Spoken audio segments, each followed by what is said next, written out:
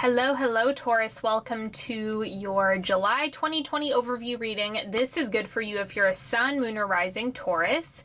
And before we get started, take a moment to subscribe to this channel if you haven't already. Make sure you sign up for my newsletter. I send you a reading every week along with other good stuff. You also get a dealing with family meditation when you sign up, so make sure you take advantage of that. It's totally free.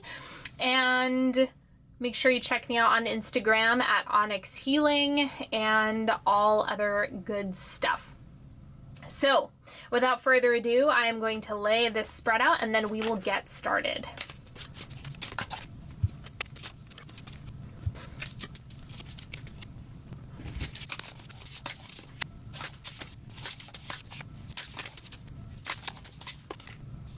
All right, let's start with your oracle cards this month. Predictions of growth. Okay, so there's definitely some expansion, healing, there's change on the horizon, and you're growing. So we shall see how that shows up for you. It's going to resonate differently with everybody. Of course, it depends what you've been working to grow into or what you've been getting pushed by. So like, in what ways have you been challenging yourself? In what ways have you felt challenged by life in general? Those are usually the pain points or the growing pains that are pointing you in the direction of your evolution. And then we have risk. Jump, leap, take a risk. Maybe there's an emotional or career or some type of risk that you're taking or are contemplating. So it's like that is definitely one of the focal points that you might have your attention on this month. So don't hide from it. Don't, worry if this is something you're experiencing. It's totally expected. So that it will be okay. You will figure this out, but also understand your growth might be dependent on the risks you're willing to take at this point. And then we have mentorship. Find your own soul teachers. Show, don't tell. Do your work and be a guiding light for others. So it's about both. Like, definitely do not fall into the trap of like correcting others and failing to do your own work. That's a really bad habit to get into. So this is just about showing by example, leading by example. Okay, so this is the central energy of the month. We have strength, personal power, will, autonomy. I'm getting this is probably going to be a very heart-centered month, a very heart-focused month, right? This is Leo's card. And so I'm just getting that there's a lot of energy dropped down into your heart. So that's where your strength, your power is coming from. It's also about bravery and courage. So even if you're afraid of taking risks or you're afraid of the growth that's available to you and is on the table, it's about doing the damn thing anyway. What you have shifting out in July is the Queen of Pentacles. So I'm getting there was like some security or some type of stability that you were really, really grounded and rooted in. And now with your evolution, since you have the growth card, the risk card, I'm getting that things are probably going to get shaken up. So more than anything else, this looks like some type of stability, consistency, and as you're moving into uncharted territory, one of the things that has to drop a little bit or shift a little bit in order to move into that next level is the idea of consistency and stability of what you've always done and how you've always been and the way that things have been moving up to this point. So as you're evolving, you're going to have to drop that sense of security and stability, which is very, very Taurus, and actually do something that feels really, really aligned with your next level of your highest self. Okay, now these two cards right here are what's surrounding you in July. So the first thing we have is the Four of Cups. Lots of decisions is what I'm getting here. There's like a lot of option energy coming up, and there's discernment. Is this something you actually want, or is this something that is a no-go for you? And that's only you can really decide what this is. or whether or not something is right for you.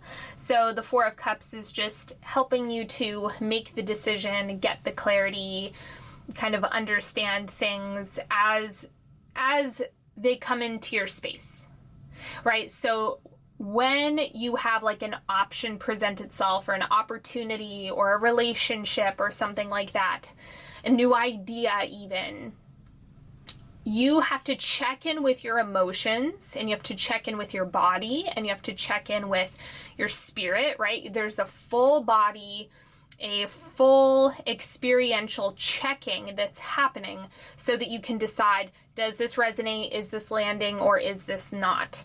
And that's completely up to you. Like, what direction do you really want to move in? And then as things come into your space, you get to figure out, is this in alignment with me, or is this not?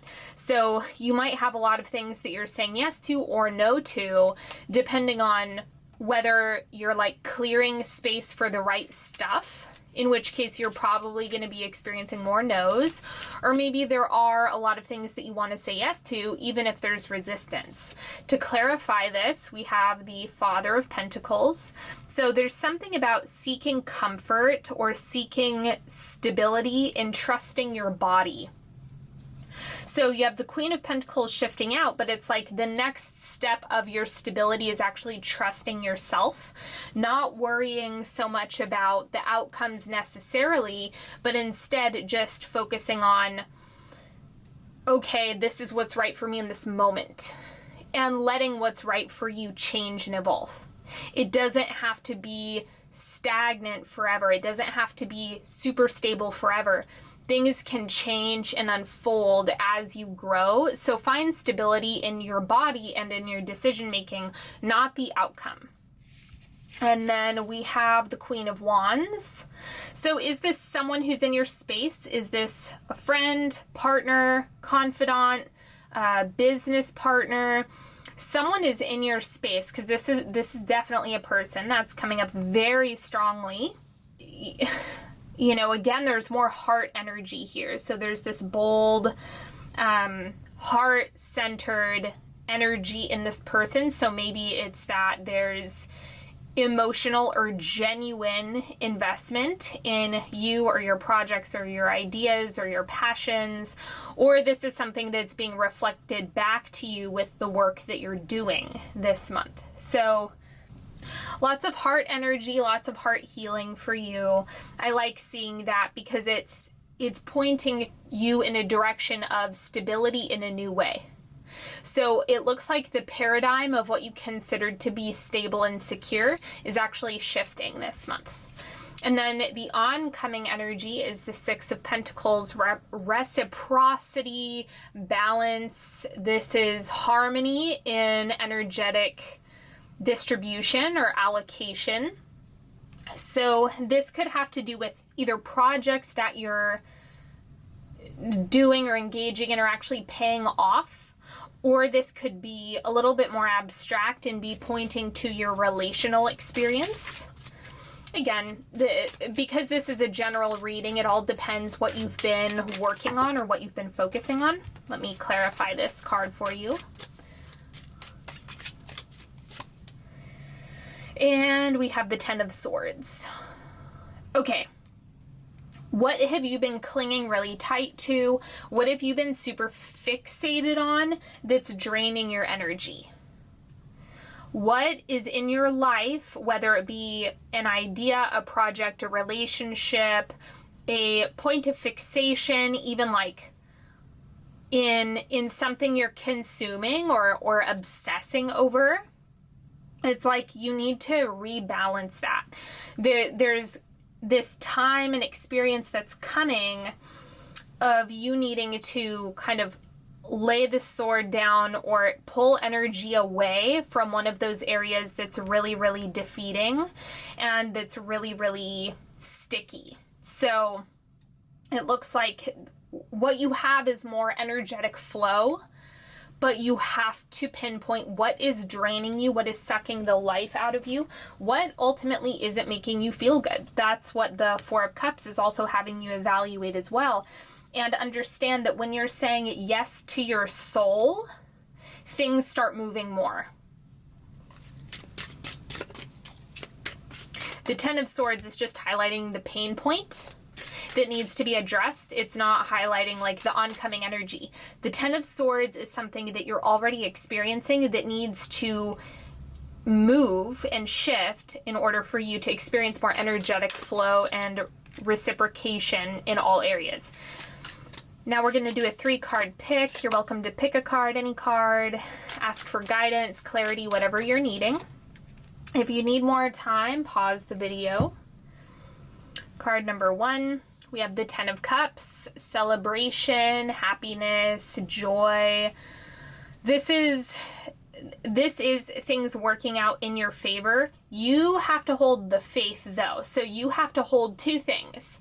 Trust in something larger than yourself and celebration frequency. Celebration frequency is kind of like gratitude on steroids. Like having a reason to celebrate means something really good happened, and holding that energy in your body is actually what will resonate and what will compound and what will grow and be magnetized to you. And that's an important thing to hold. This is also about challenging assumptions that everything is going to bottom out or things aren't going to work out. You know, if you think that optimism is naive, it's like check again.